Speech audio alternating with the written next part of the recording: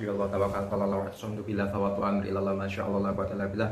Allahumma sholli wa sallim ala sayyidina Muhammadin al-fatih lima ukhliqa wal khatim lima sabaq wan nasiril haqqi bil haqqi wal hadi ila siratikal mustaqim sallallahu alaihi haqqa qadrihi wa miqdaril azim.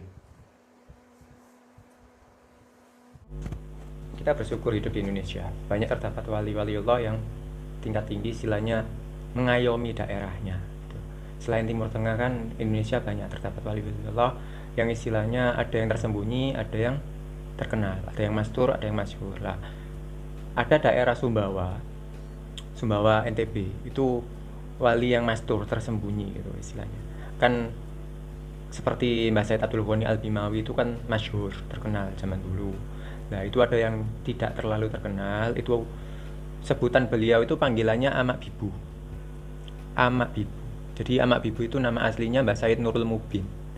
Itu dulu disebutnya Syed Nurul Mubin Soro Sape Bima karena beliau meninggalnya di daerah Sape gitu. Nah, beliau dulu datang di Sape itu naik kuda di daerah dekat pinggir laut.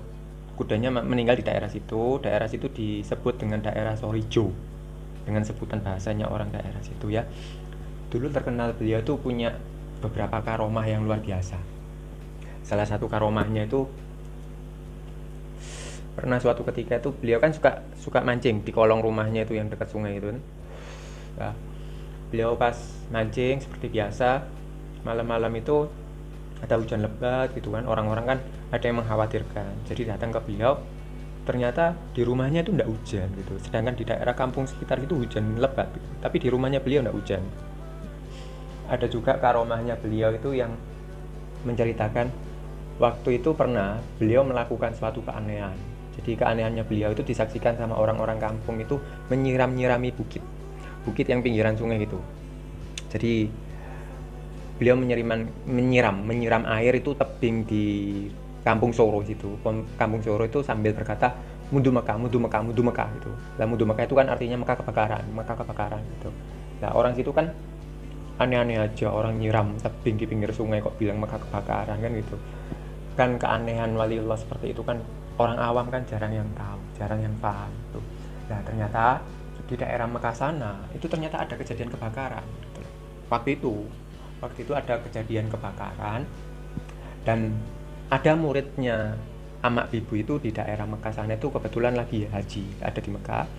Dan di sana itu muridnya itu menyaksikan Amak Bibu sedang membantu untuk menyiram kebakaran yang ada di Mekah itu tadi. Jadi ketemu langsung, muridnya itu ketemu sama Amak Bibu, sempat bercakap gitu. Nah, dalam percakapan beliau, setelah selesai percakapan, Amak Bibu itu mengatakan gini, saya kirim salam, kalau kamu balik duluan ke Indonesia, salam ke istri saya ya, kamu mampir di daerah Sape itu. Nah, muridnya beliau tadi akhirnya pas pulang haji itu mampir ke Sumbawa, daerah Sape, menyampaikan salam dari beliau tadi untuk istrinya gitu loh. Nah, ternyata pas sampai di Sape, sampai di rumah gitu kan,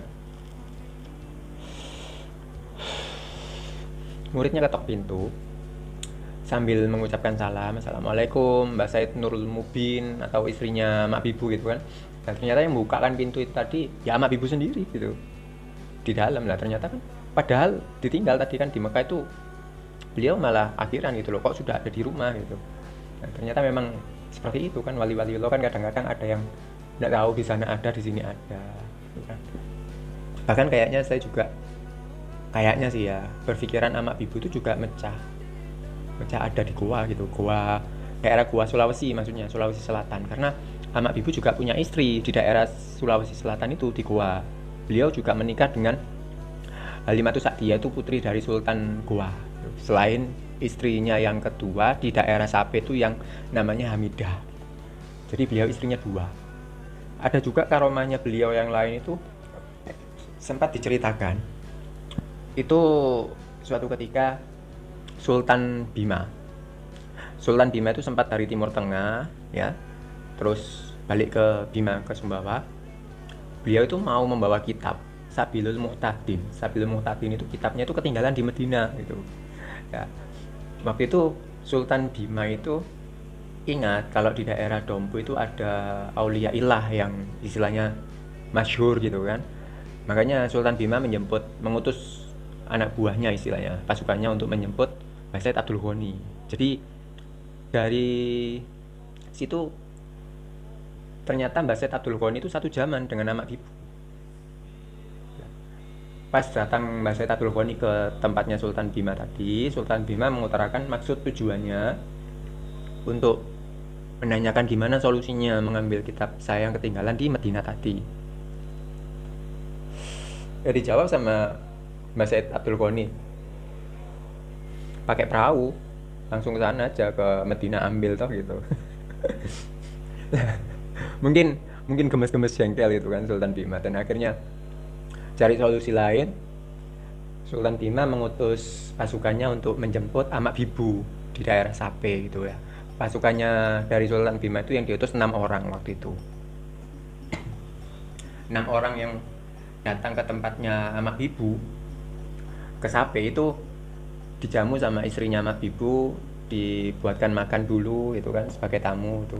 Nah, mereka mengatakan sama Amak Bibu kalau disuruh sama Sultan Bima untuk nantinya itu minta tolong seperti itu. Kitabnya ada yang ketinggalan, Sabilul Muhtadin tadi ya, ketinggalan di Medina gitu.